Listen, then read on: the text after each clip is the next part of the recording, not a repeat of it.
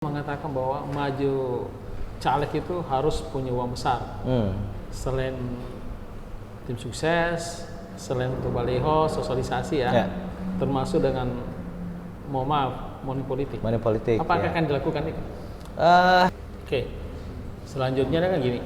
Spaku ini kan sudah jadi IKN ya, ibu kota negara, otomatis perubahan pola pikir masyarakat ini kan ada perubahan. Iya. Nah ini gimana tantangannya ini? Ya, artinya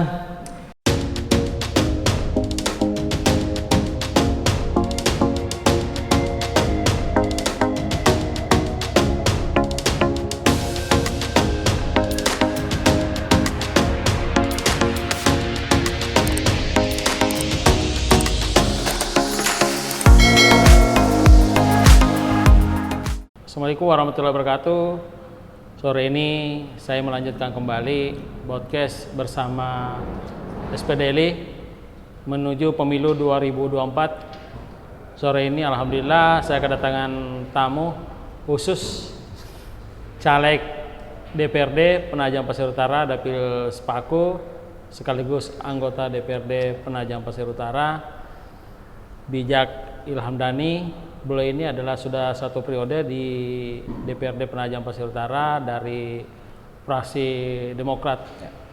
Nah, tahun ini maju lagi di Dapil Spaku, dapil yang sama di mana pada tahun 2019 lalu juga membawa dirinya terpilih menjadi anggota DPRD Penajam Pasir Utara.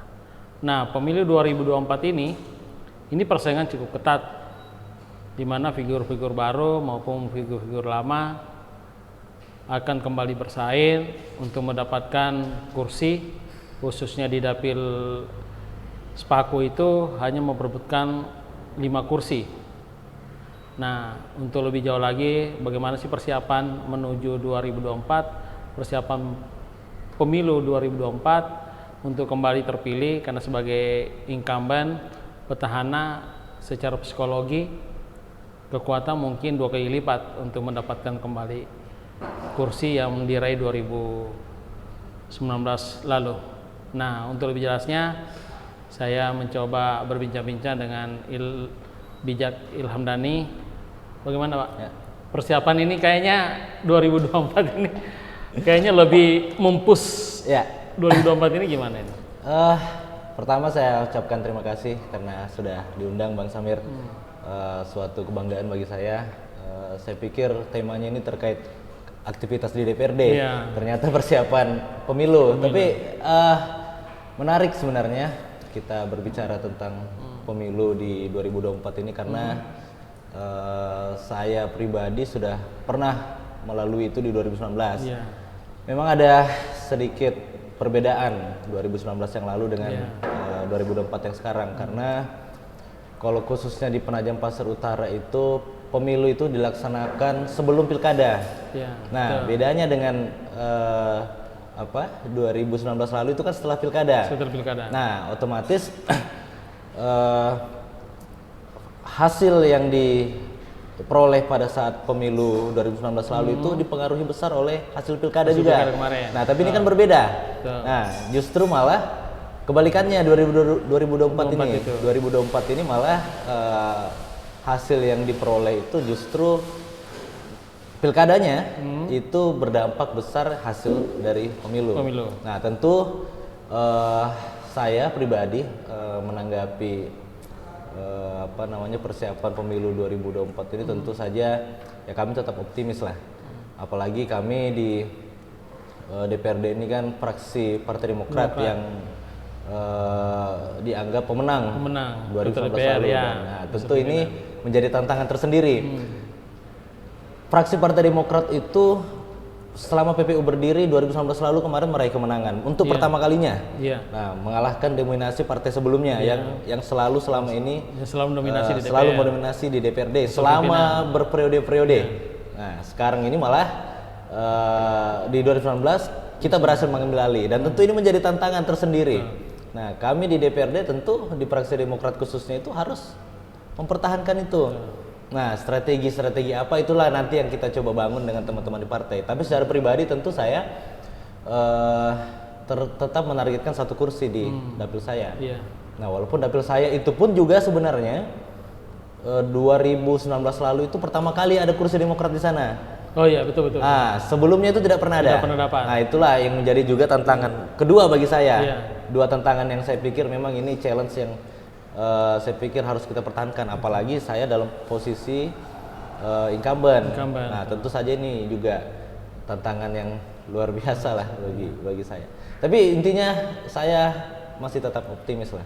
Masih tetap optimis untuk tetap mempertahankan kursi di dapil Sepaku dan juga di fraksi Demokrat untuk tetap mendapatkan pimpinan. Kalau 2019 kemarin dapat berapa suara sih kemarin? 2019 lalu itu saya dapat 1.503. Total itu suara pribadi. Iya, pribadi. Nah, suara pribadi, kemudian kalau untuk suara partai itu 3.000 sekian lah. Saya kurang hafal. Saya kurang hafal, tapi pada intinya itu mencapai hampir 3.000 dan itu kursi ketiga di Sepaku. Kursi di Sepaku itu yang ketiga. Di atas kami itu ada partai apa namanya? Ada partai Golkar, kemudian PKS yang memang sudah selama ini memang menguasai di sana, dan PDI peringkat keempat. Nah, kami berhasil kemarin untuk posisi itu. Nah, ini sebuah kesyukuran lah. Oh iya. Ya. Lah, terus di Sepaku ini kan ada salah satu pendongkrak suara ya, yang ternyata tahun depan tidak mendaftar lagi jadi caleg gitu. Gimana itu? Kok Bang Samir sudah tahu informasinya? Itu gimana strateginya? Jadi itu memang apa ya? Itu kan bagian dari politik politik praktis yang ada selama ini kan. Ya bisa saja di tahun sebelumnya beliau ini ikut berkompetisi bersama-sama. Kemudian di kontestasi selanjutnya itu tidak memilih untuk tidak bertarung lagi. Tapi itu kan pilihannya antara tidak bertarung lagi, tetapi beliau masih berada di garis yang sama. Nah, tapi dengan cara yang berbeda. Nah, tapi tetap kita dalam rangka untuk memaksimalkan potensi suara, walaupun kita berhasil bersama-sama di garis yang sama ini dalam perjuangan yang sama, tapi kita tetap cari opsi lain. Kita tetap ada beberapa caleg yang saya pikir juga potensial justru sebenarnya. Nah, ya ini dalam rangka untuk menghidupkan menghidupkan demokrasi kita, bahwa ya bisa saja incumbent ini juga nggak bisa berdiri sendirian, harus tetap ada kompetitor yang pastinya juga mereka ini pasti diminta oleh masyarakat juga untuk maju kan. Nah, itu saya pikir. Itu kompetitor politik terberat itu di internal partai atau di luar partai? Rasionalnya justru di dalam partai sendiri sebenarnya. karena partai ini kan memperebutkan nanti kan di ranking nih. Hasil suara ini kan akan di ranking 5, 4, 3, 2, 1. Kalau di Sepaku kan 5 kursi, jadi 5, 4, 3, 2, 1. Nah, 5 partai yang mendapatkan kursi ini tentu kan dari 5 partai yang dapat ini caleg yang berhasil duduk sebagai anggota DPRD yang berhasil itu adalah caleg yang dari 5 caleg yang di dalamnya situ suara tertinggi. Betul. Nah, otomatis kan harus bersaing di internal itu. Nah, tapi kan memang saya pikir partai sekarang kan sudah melakukan banyak sekali pembinaan ya. Pembinaannya baik sekali, kemudian juga khususnya di Sepaku ini saya pikir hampir bisa terprediksi lah partai-partai yang punya keseriusan untuk dalam kontestasi Pileg 2024 nanti. Iya. Kan ada salah satu incumbent ya. Wakil Ketua Hartono tidak maju lagi. Itu salah satu peluang juga untuk bisa ini. Ya, itu artinya ada kursi yang hilang. Iya, ada kursi hilang. Tapi berpotensi untuk diisi. Nah, karena beliau dari PDIP dan PDIP ini juga sudah berperiode-periode juga mengisi kursi di Sepaku, selalu mengisi, bahkan tidak pernah hilang. Nah, saya yakin pasti akan tetap ada dari PDIP yang mengisi kursi yang ditinggalkan oleh Pak Hartono. Dan saya pikir juga Pak Hartono ini luar biasa juga.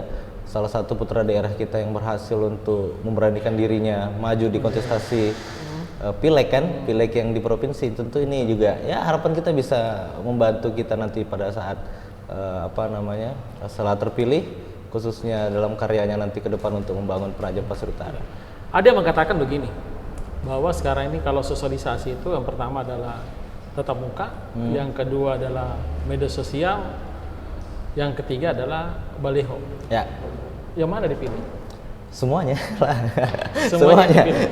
Semuanya. Ini kan sudah situasi apa ya? Situasi yang saya pikir zaman ini menuntut kita untuk terus bergerak cepat. Apalagi dalam situasi pileg, tentu kita perlu memperlihatkan lah.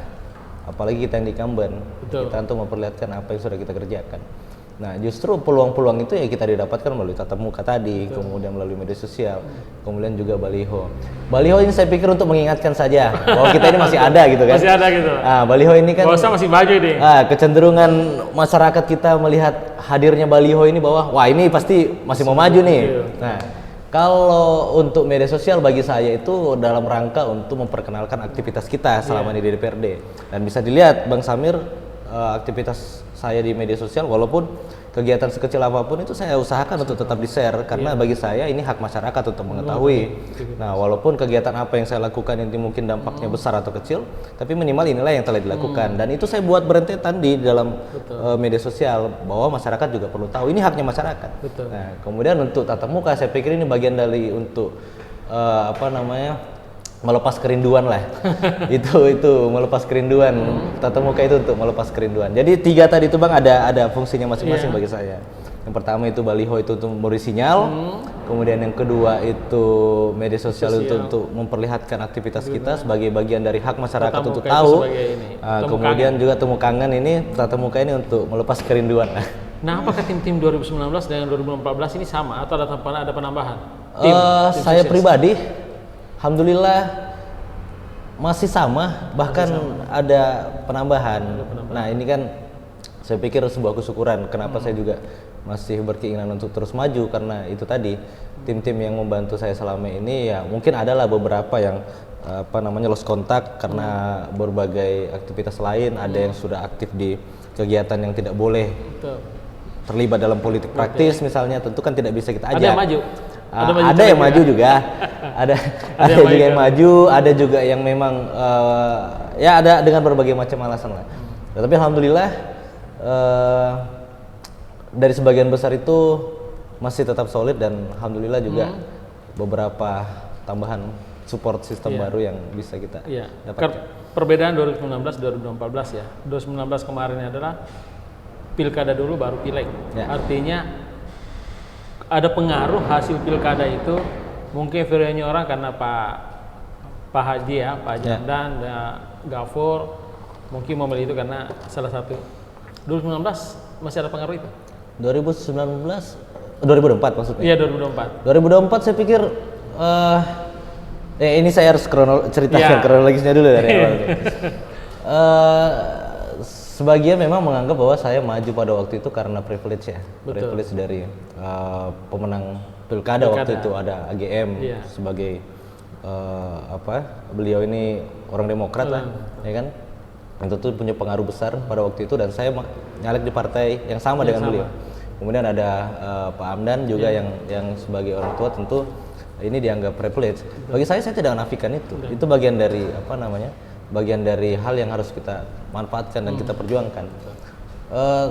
Tapi kan tetap kembali lagi ke masyarakat. Seperti apa nanti dia menilai dan kita harus buktikan itu bahwa tidak semata-mata hanya karena ada privilege tentu tidak punya kapasitas dalam urusan-urusan yang lain. Tapi kalau mau dilirik lagi ke belakang, Bang, saya ini justru ditugaskan khusus sebenarnya oleh mereka pada waktu itu. Nah, karena hasil pilkada pada saat 2018 kemarin itu satu-satunya kecamatan yang kami kalah adalah di Kecamatan Sepaku. Sehingga dalam rangka untuk pemerataan pembangunan pada waktu itu, kemudian juga dalam rangka untuk mempererat komunikasi dengan Kecamatan Sepaku yang pada waktu itu belum ada IKN. Pada waktu itu belum ada IKN, tentu Kecamatan Sepaku ini kalau kita ingat-ingat 2016-2017 itu masyarakat kita di sana itu minta mekar, minta dimekarkan lah ini. Nah, tentu ini kan menjadi perasaan yang tidak enak bagi pemerintah yang pada waktu itu Pak AGM dan Pak Haji Hamdan waktu itu, sehingga mereka menugaskan saya untuk maju di Sepaku dalam rangka untuk mendekatkan komunikasi Sepaku dengan ibu kota Penajam pada waktu itu. Dan akhirnya pun muncul IKN dan ini juga menjadi luar biasa, menjadi tantangan tersendiri lah bagi kami dalam rangka untuk memajukan di Kecamatan Sepaku. Pak Haji masih turun nggak? membantu? Sampai hari ini saya belum tahu beliau. Sampai hari ini saya belum tahu beliau karena pasca purna tugas beliau kemarin, saya pikir beliau lagi sedang istirahat sejenak lah. Karena saya tahu beliau selama 2 tahun terakhir ini PLT, kemudian juga di peniti bupati. Tentu ini saya bahkan untuk ngobrol dengan beliau itu butuh waktu 2 minggu dulu baru bisa ketemu baru. Tapi ya saya pikir dalam rangka untuk mempersiapkan pembangunan di Penajam Pasir Utara ke depan, apalagi juga saya masih menunggu keinginan beliau ini seperti apa di 2024 nantinya. Dan saya pikir juga beliau harus tetap memberikan karyanya lah. Saya bahasakan karyanya support juga ya. Ya, tapi kan tentu bukan kami saja, ada beberapa yang saya pikir juga nanti akan kita bantu sama-sama lah nanti ke depannya. Karena kita kan harus berjalan beriringan nanti. Berarti Pak Haji masih memberikan support kemarin? Saya pikir masih memberikan support. Mau bagaimanapun ya harus tetap. Iya. Ada yang mengatakan bahwa maju caleg itu harus punya uang besar. Selain tim sukses, selain untuk baliho, sosialisasi ya. Termasuk dengan money politik. Apakah akan dilakukan itu? Saya mencoba review dari awal Bang. Saya juga mencoba melatih posisi itu mulai dari saya pertama kali menjabat. Saya pada saat menjabat itu kan ada reses tuh Bang. Iya. Reses itu kita laksanakan 3 kali dalam setahun. Nah, tradisinya biasanya teman-teman itu bagi-bagi duit pada saat reses. Saya mencoba untuk tidak lakukan itu. Sampai detik ini, setiap reses yang saya lakukan, sepeser pun uang tidak pernah saya berikan. Artinya saya mengundang masyarakat, ya saya jalankan fungsi saya sebagai anggota DPRD pada saat melakukan reses. Reses serap aspirasi. Ya, kehadiran saya untuk menyerap aspirasi mereka dan saya adakan dialog. Apa yang bisa saya lakukan, apa yang tidak bisa saya lakukan, maka akan kita usahakan. Nah, itulah yang sedang kita lakukan. Nah, saya coba latih ini mulai dari saya pertama kali menjabat 4 tahun saya menjabat, artinya sudah 12 kali reses. Saya tidak pernah 1 kali pun sepeser pun memberikan uang pada masyarakat saya yang hadir pada saat reses. Artinya ini dalam rangka untuk melatih itu ke depannya, dan saya harap masyarakat pun bisa memahami. Tapi di dalam proses perjalanannya selama 4 tahun ini masyarakat itu memahami, artinya ada nilai, ada value yang didapatkan, bukan hanya sekedar uang. Masyarakat sudah mulai memahami itu. Nah, memang ada beberapa ya mungkin ini tidak semuanya, tapi ada inilah yang mau coba kita bangun. Kita sebagai anggota DPRD tentu bukan hanya ingin menerima manfaatnya, tapi kan bagaimana kita juga bisa beriringan bersama masyarakat ini untuk terus meningkatkan value kita. Nah, ada kebanggaan sendirilah bagi masyarakat itu dalam menentukan pilihan di luar daripada yang diberikan terkait itu. Oke. Selanjutnya kan gini. Spaku ini kan sudah jadi IKN ya, ibu kota negara, otomatis perubahan pola pikir masyarakat ini kan ada perubahan. Iya. Nah ini gimana tantangannya ini? Ya, artinya dengan ditunjuknya sebagian wilayah Penajam menjadi IKN khususnya di Spaku, tentu ini kan secara tidak langsung mengupgrade pola pikir masyarakat kita. Dan tentu saja kami sebagai anggota DPRD itu juga tentu harus menyesuaikan.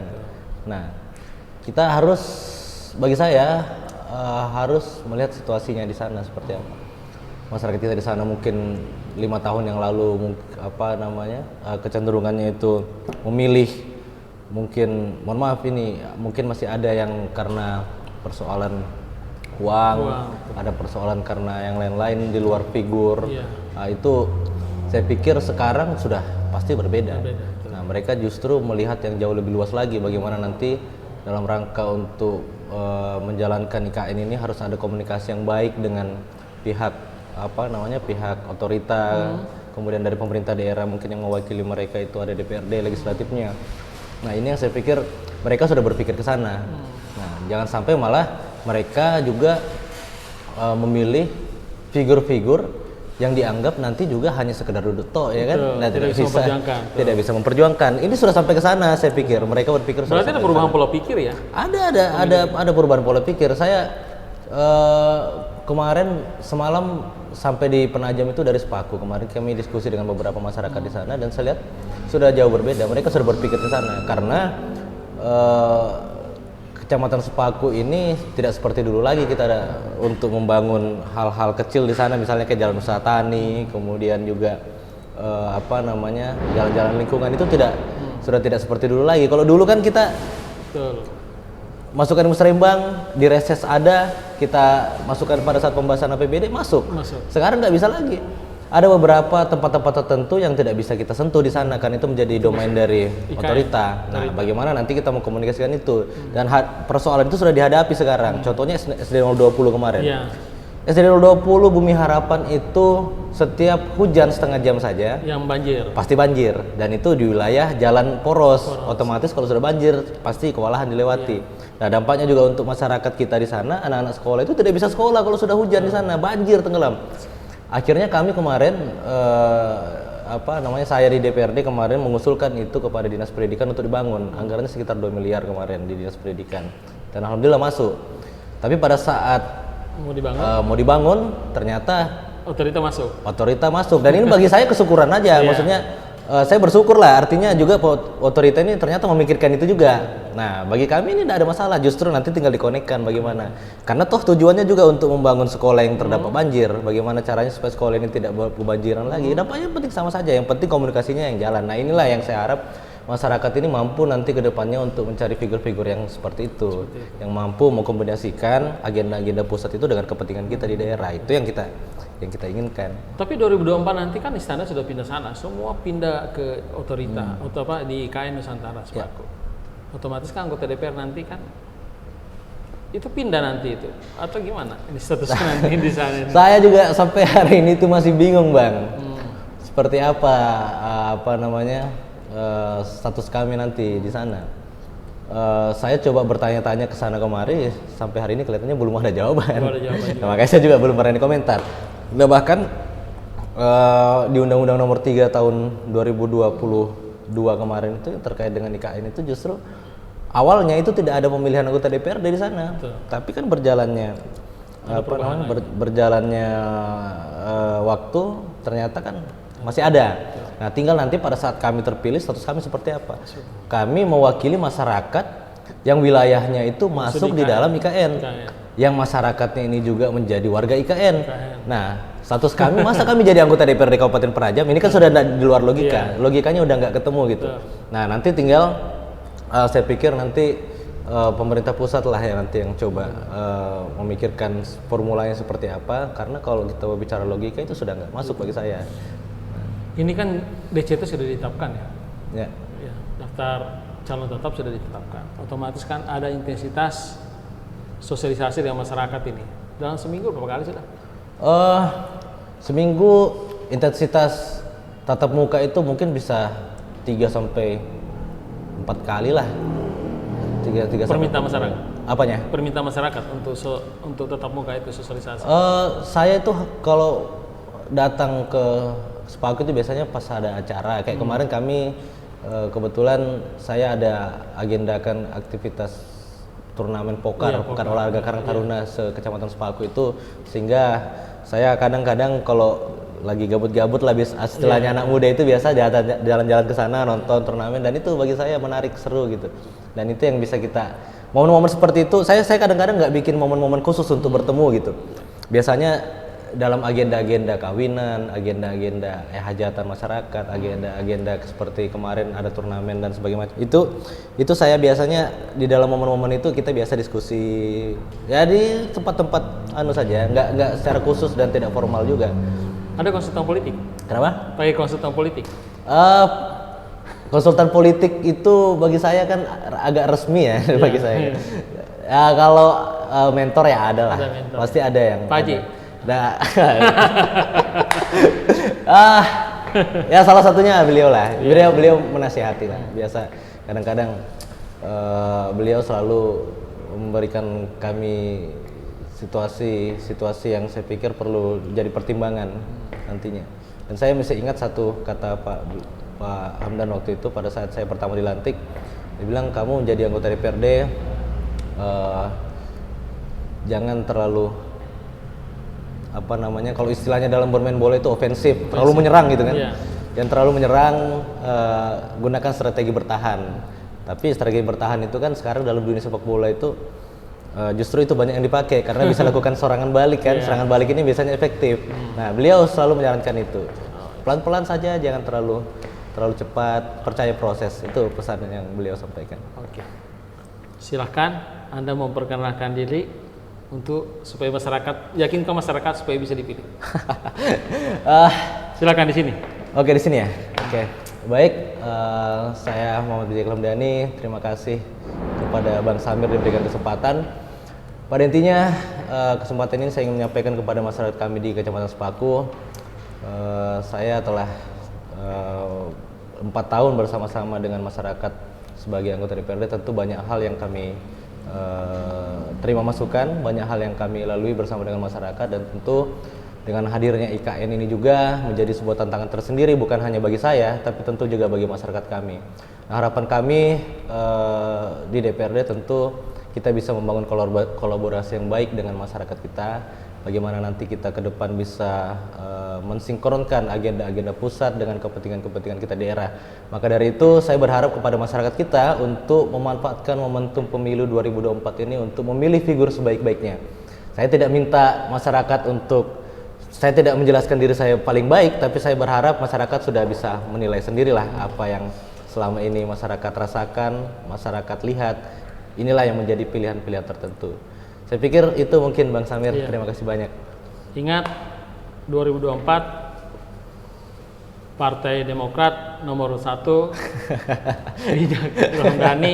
Silakan masyarakat memilih 2024 figur yang terbaik bagi menurut masyarakat tanpa money politik, pemilu damai, insya Allah akan berjalan dengan baik. Demikian podcast sore hari ini. Assalamualaikum warahmatullahi taala wabarakatuh. Waalaikumsalam warahmatullahi wabarakatuh.